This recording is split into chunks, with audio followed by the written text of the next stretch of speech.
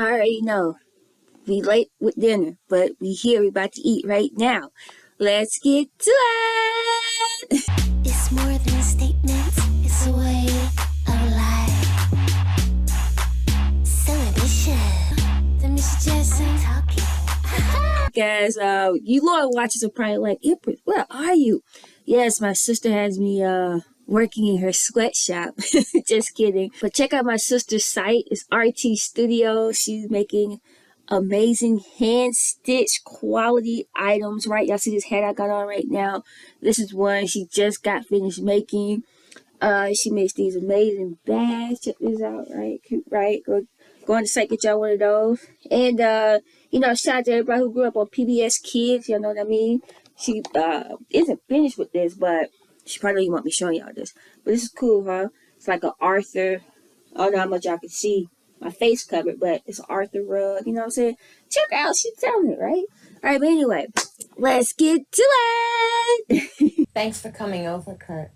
You're just in time for the main course.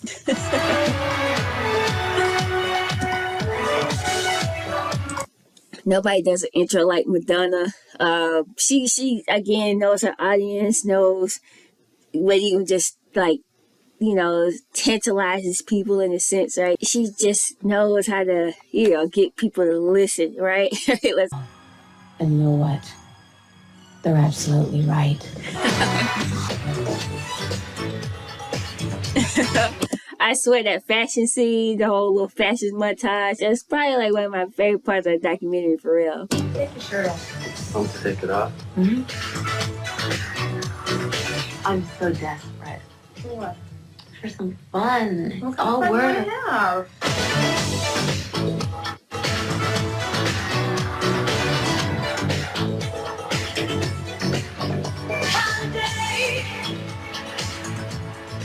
Tour films, I think music tour films are always a cliche by now. You follow a band. Already she legit giving me Mae West tease, right? But those guys who don't know, Mae West was a old, Mae West was a part of like vaudeville, and in like middle age she entered and kind of knocked down old Hollywood.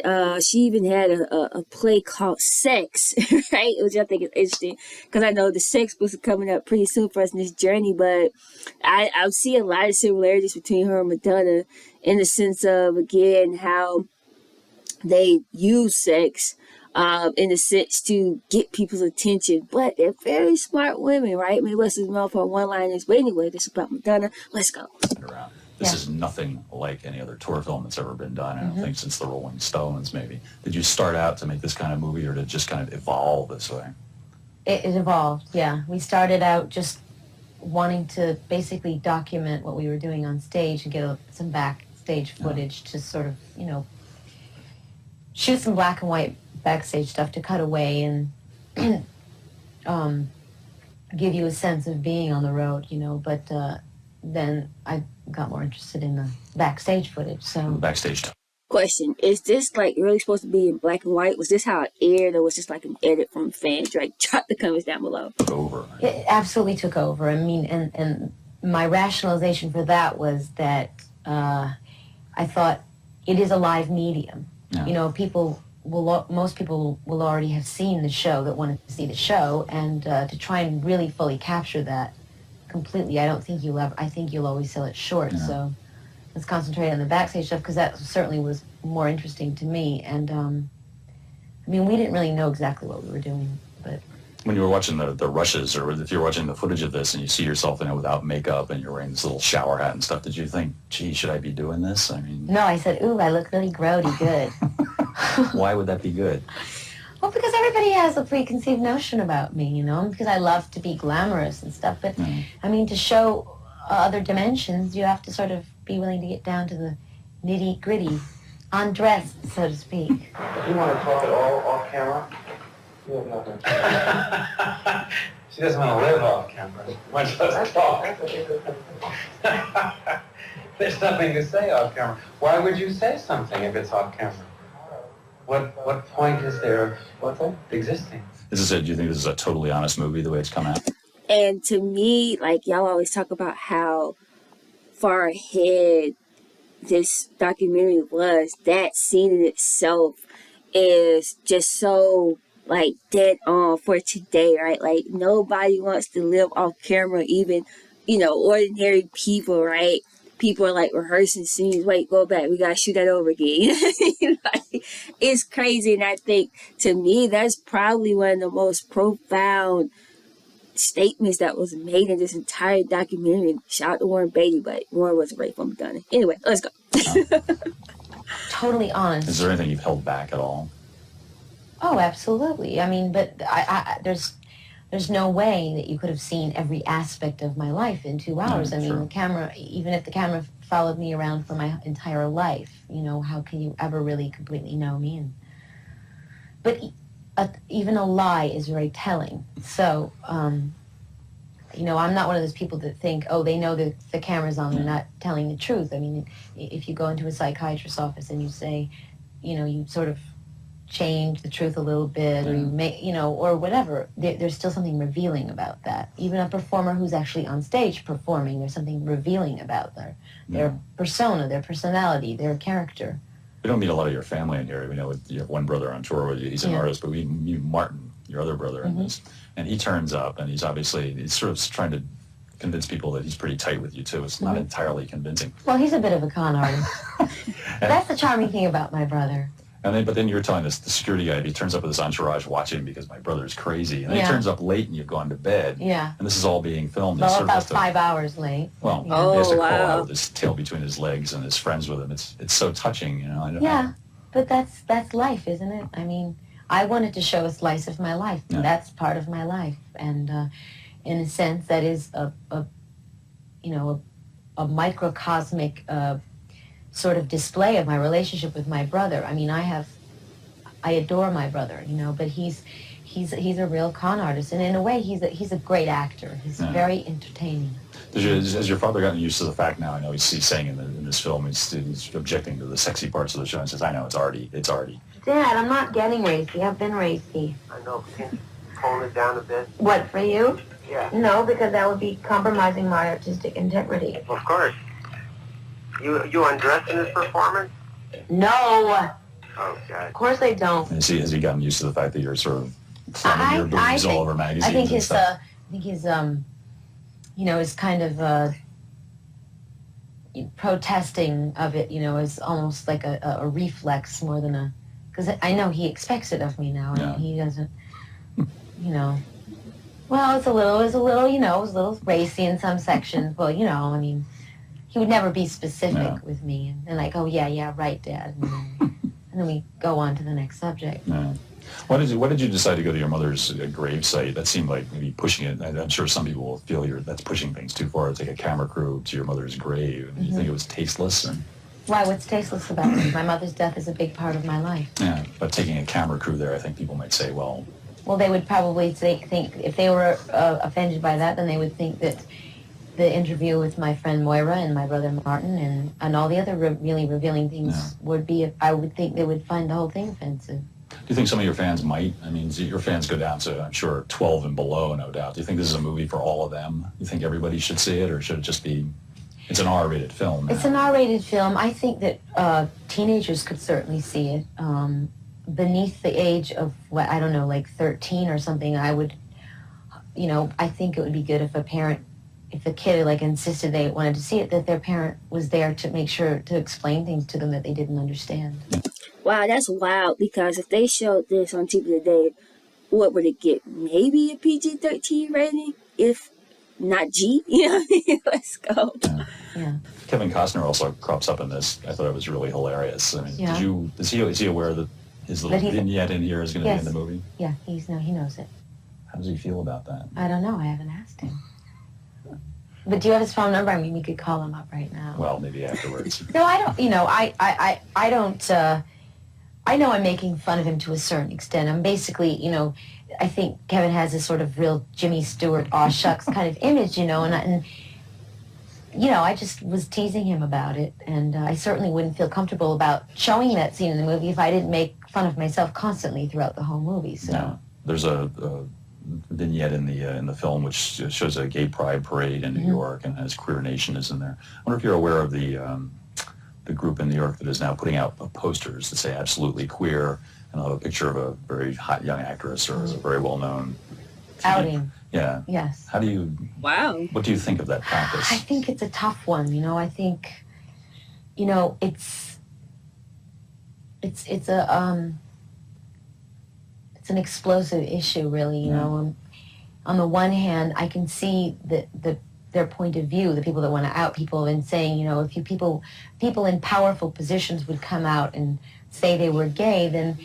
the masses, or the people that don't understand, or the people that have prejudice against homosexuals and gay lifestyles or whatever, would see, you know, would get rid of their stereotypes that gay people are, you know, perverts or whatever, you know. If you know, a handful of powerful people would just have the courage to come forth, I think that's their point, you know, and saying, but on the other hand, the other side of the argument is, you know, I'll come out when I'm ready to come out, or I'll say my sexuality or my sexual preference is nobody's business. You know, I mean, there's two sides of the story. But I think that dominates the argument, though, doesn't it? I mean, people have a right to say what they want when they want to say it. Yeah. And also, how do you know these people are gay? People do have the right to say what they want to say. It's unfortunate that there aren't more outspoken people on gay rights, you know, that are in powerful positions. Yeah. I see exactly what she's saying. She makes an excellent point. And again, almost watching this documentary is kind of almost night and day in some sense, right? Because now Hollywood is ran by a lot of people who are out and proud, you know what I mean? And they advocate for gay rights and trans rights all the time. So again, it's interesting seeing this, you know, artifact from the past and how far we've come and all of that. Again, to see Madonna being this trailblazer, actually talking about this, right? And when it doesn't seem like, I don't know, right? I wasn't here at the time, but it doesn't seem like many of celebrities are talking about this, especially celebrities in her stratosphere. You know what I mean? That's the unfortunate aspect of it, and it's unfortunate that saying somebody's gay is such a frightening thing in the world today. That it's such a frightening concept, you know. No doubt, to some extent, because of AIDS, I would imagine. Absolutely, right? Because of AIDS. Yeah. Go. MTV's Brown European Top 20. Check out MTV's exclusive European chart and keep right up to date with what's happening all over the continent. Saturdays at 1900 and Sundays at 11:30. MTV's Brown European Top 20, the one and only European chart show.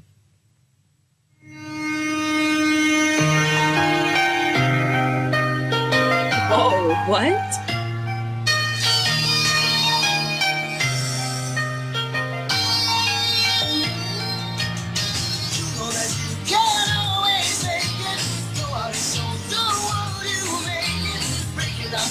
There's always been your way, for sure.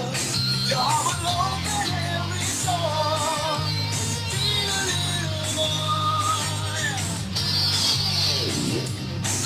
'Cause you always wanted more, and you feel it in the soul. You're alone at every door. 'Cause you feel a little more.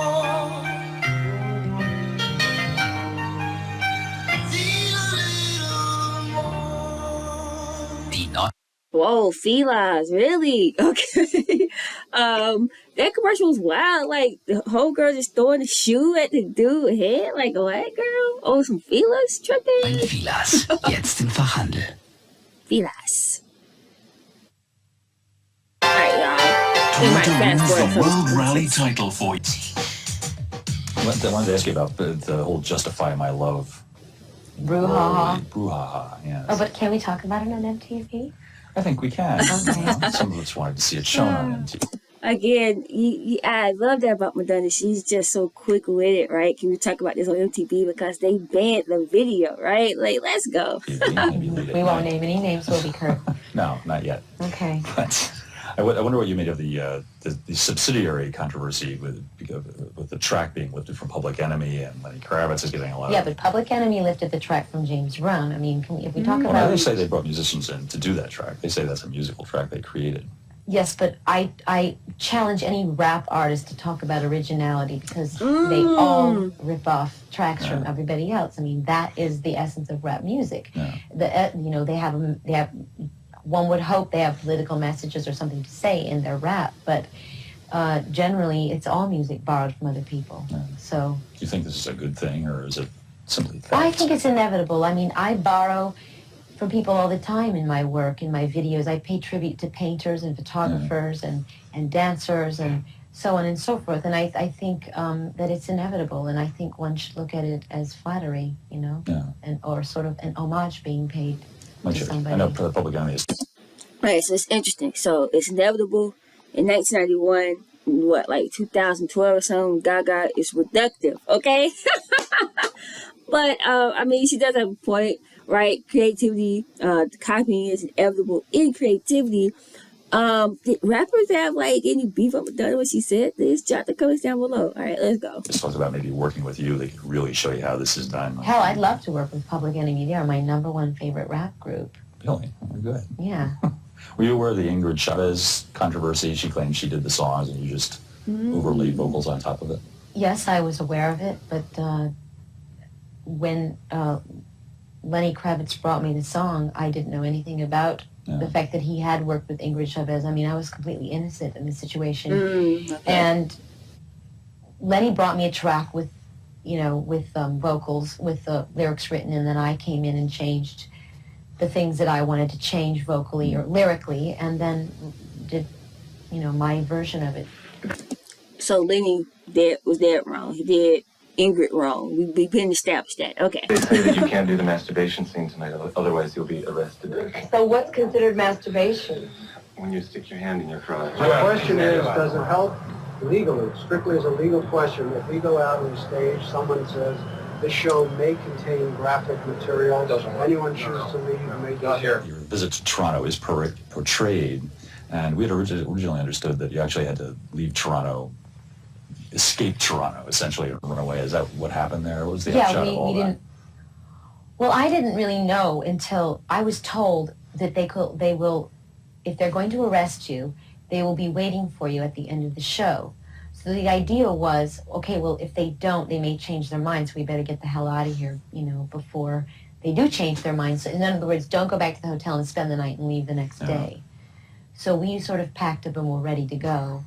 Be to retreat out of the fascist state of Toronto. Yes, and exactly. referred to it. We got out of Dodge.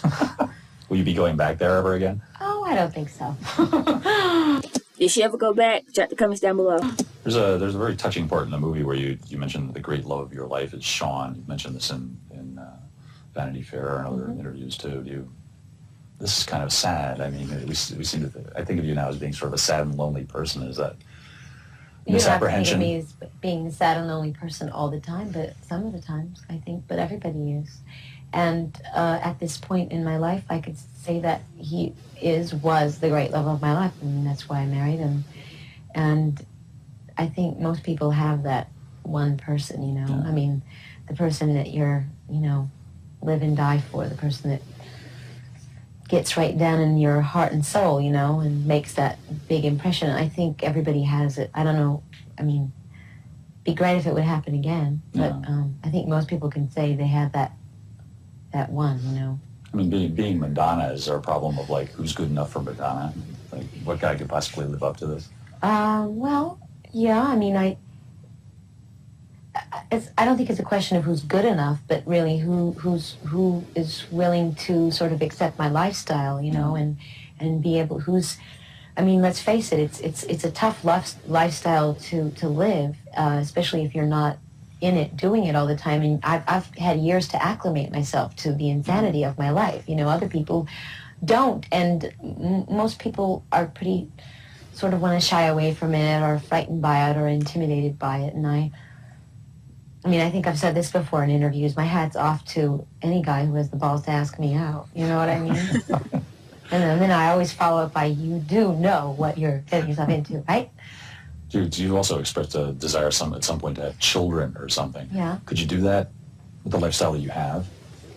No, well, obviously things would have to change. I mean, I couldn't go on tour for a certain period of my life. I couldn't, run 10 miles. I mean, there would be changes made, But I have to look at it as another adventure or another thing to conquer. You know what I mean? That's how I have to look at it. Do you ever think about feminism yourself, or do you just see yourself carrying out your life? I'm carrying out my life. I mean, I think about humanism. I don't. I think the things that I feel like need to be changed. Mm-hmm. I mean, I'm aware of it. I'm aware of sexism. I'm aware of racism. I'm aware of homophobia. I'm aware of all of these things. Yeah. When I started out, I didn't go, okay, these are all these things, these subjects. It's just that I want to tackle, that I want to attack head on, that I want to try and make a change about. But that's sort of the way my life's gone, and it's almost it's a responsibility that sort of fell on my lap that I actually welcome. To justify love. When you appeared at the Academy Award show, you seemed to, when there was a very tight close-up, and you seemed to be a little nervous. Of course, in front of a house like that, I can understand that. Well, how about how there was a billion people watching? Yeah. Yeah, I was nervous. Did you, looking back at the performance, were you happy with it and everything?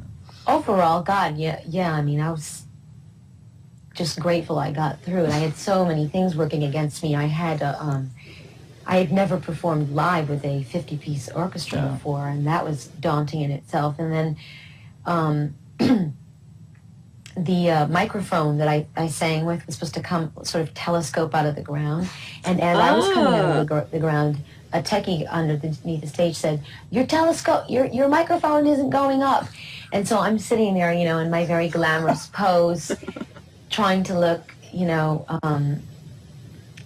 like perfection, and I'm thinking, great, I'm going to walk forward and there's going to be no microphone, and then what am I going to do? So I thought, well, don't look, don't panic, just look good for the first 30 seconds, and then you can fall apart, because, everyone says first impressions are the most lasting. So, of course, there was a mic stand, but it wasn't my height, and when you do a live performance, you have to sort of get through all the things that aren't exactly perfect, and it's inevitable that something will go wrong. And the more experience you have dealing with those things, they are. And so I think I did pretty well. Yes, she did.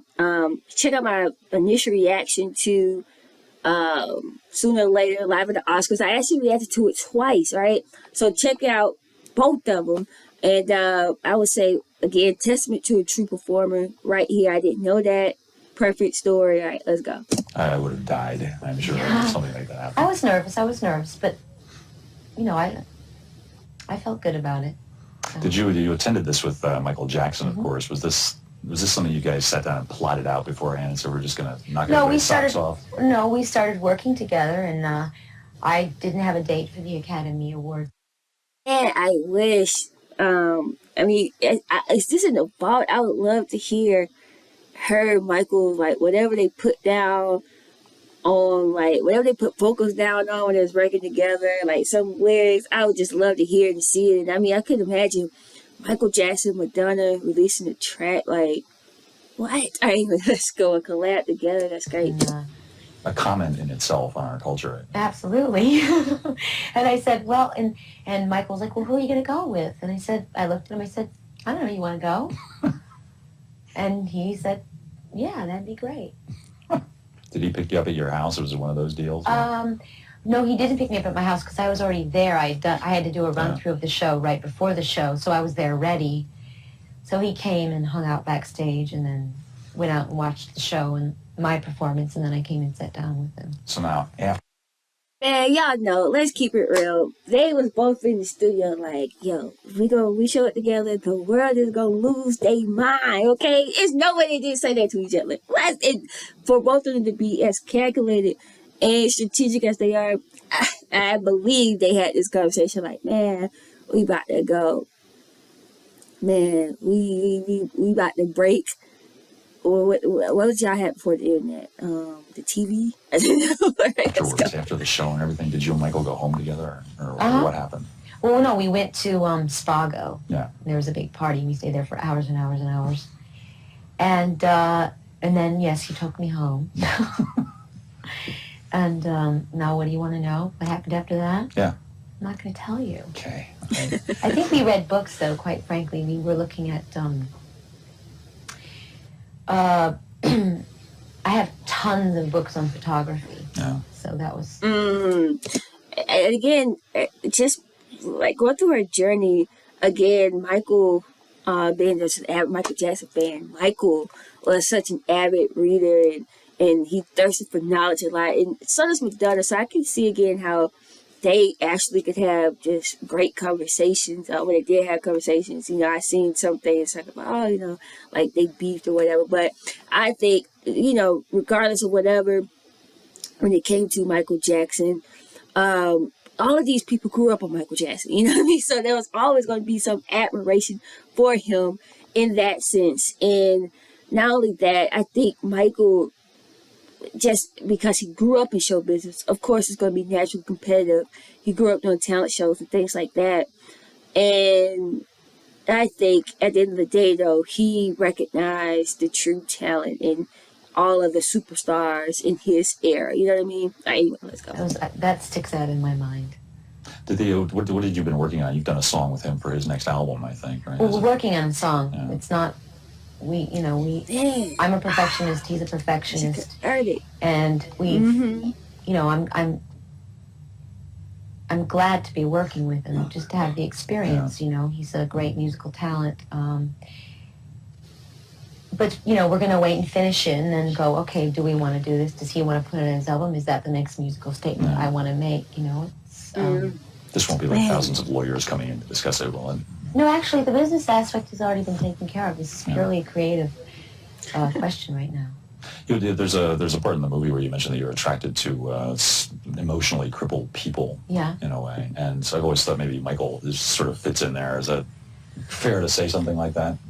Well, I mean, when I said I was attracted to emotionally crippled people, I didn't name any names. I mean, the thing is, I'll be the first one to raise my hand and say I am an emotional cripple. I mean, You? Yourself? Absolutely. I mean, when I say emotional cripples, I mean people that are very needy in some way or another, people that are fully evolved human beings. And no, I'm not, but I'm working on it.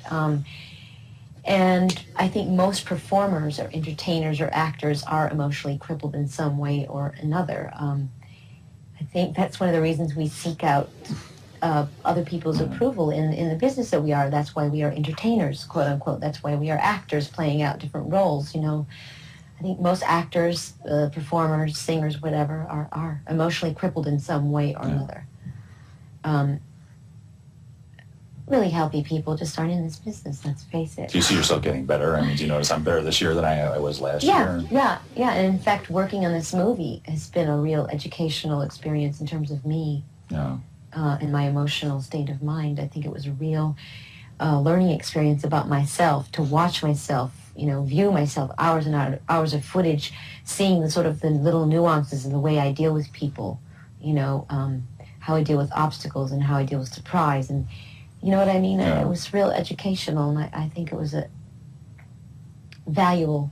I can't even tell you how valuable it was. There's also a part in the film where you say that this is a theatrical presentation of my music. The show, the whole tour was, and I think there was one lip sync part in the show. It was very clear what it was. Yeah. I wonder would you make of? There seems to be a reaction against lip syncing and against the whole sort of artifice of what a lot of pop music is. Do you have any moral thoughts on that?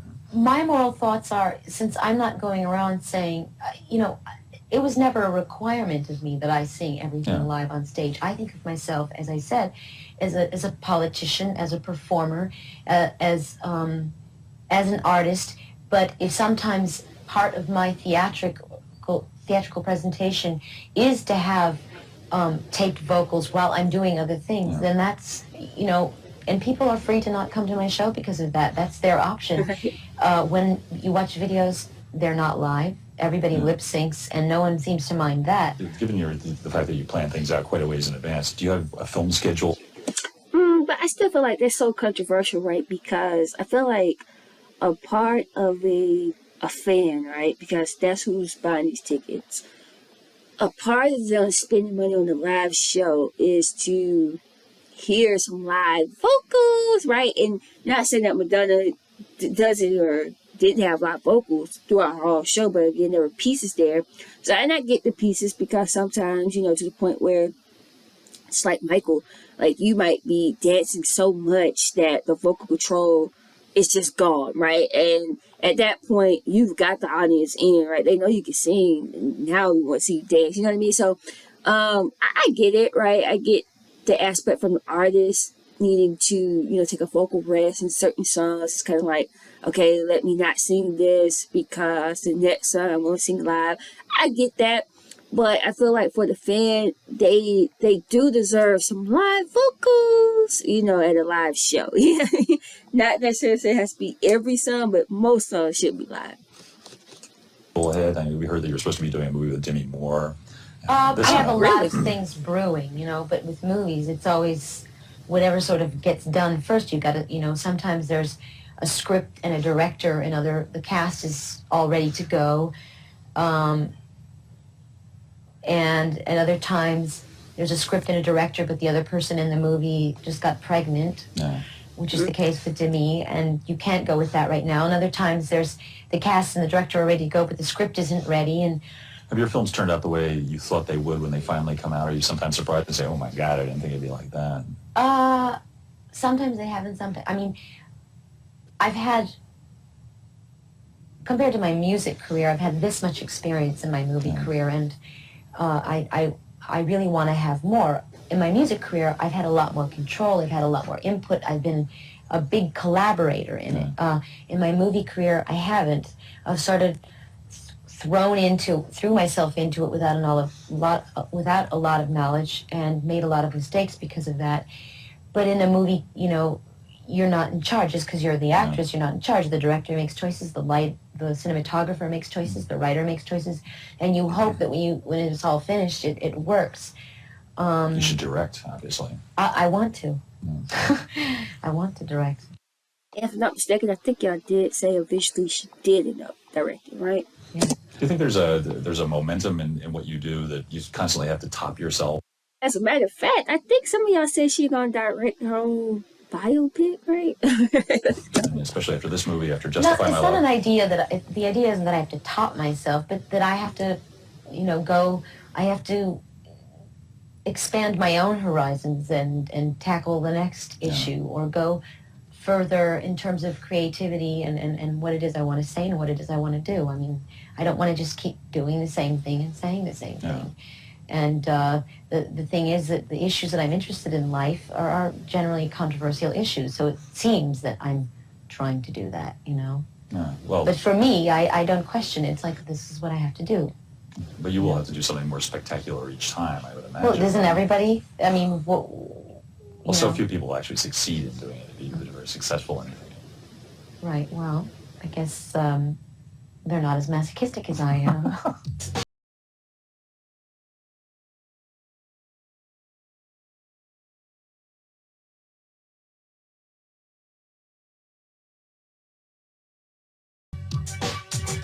All right, let me stop. I don't want them to copyright me. All right, but anyway, I know this was a bomb interview. I like it. Anytime Madonna is talking, she's always saying something insightful most of the time, making good points, and also, being charming and witty as per usual. But what's interesting to me about, this era of Madonna, I think for me is that, especially, I would say from the 83 album, right? So from her debut album all the way up for me, I would say until Papa Don't Preach, right? For me, it was Madonna's I want to hang out with that girl, you know what I mean? I feel like she was that relatable then that you want to hang out with her. You could see yourself being friends with her, right? Doing whatever shenanigans she got going on, right? She down for it. Now, though, and I think I've been feeling like this is after Papa Don't Preach, is, again, Madonna's a star now, right? So this is somebody who I don't necessarily want to hang out with anymore because they don't seem that grounded more. You know, not saying that Madonna wasn't in touch with reality, but she has at this point achieved a level of success as to where she's not the girl on the street corner giving interviews anymore. You know what I mean? Like, that's not gonna happen, right? Now she gonna have an interview, it's gonna be on her terms, right? She's a boss, she's in control, she is a celebrity, she's a superstar at this point, and I feel like that's how I'm viewing her now, as Madonna the star, right? I mean, yeah, y'all understand what I'm trying to say? Drop the comments down below, because I feel like in real time, y'all probably experienced like this shift as well. Not saying that you get like, you know, love her music or, you know, watch movies or anything as less, but it's just a shift in feelings. And I think it happens with every star, at least when people kind of, you know, grow up with them or come to know them at a certain point in their own lives. But anyway, yeah, drop the comments down below. Anything y'all want to add this interview, drop the comments down below. If you haven't already, make sure you subscribe to my channel. I am taking a Madonna journey. I have a whole Madonna playlist. Check it out. Right now we're in 1991, and I don't think it's any music this period, right? I don't know, I'm not sure. But make sure you hit up that playlist. Also, make sure you hit me up on Patreon. Then you get to pick what songs you want me to react to outside of Madonna. Also, make sure you hit up Empress. Also, make sure you hit up my merch store. That's down below. Get you a cool hat. Speaking of merch, make sure you hit up my sister store, rtsstudio.store, okay? The link is also down below. And last but not least, hope everybody's out there feeling good, staying safe, and no matter what people say, keep doing your thing. Alright, guys, I'll see you next time.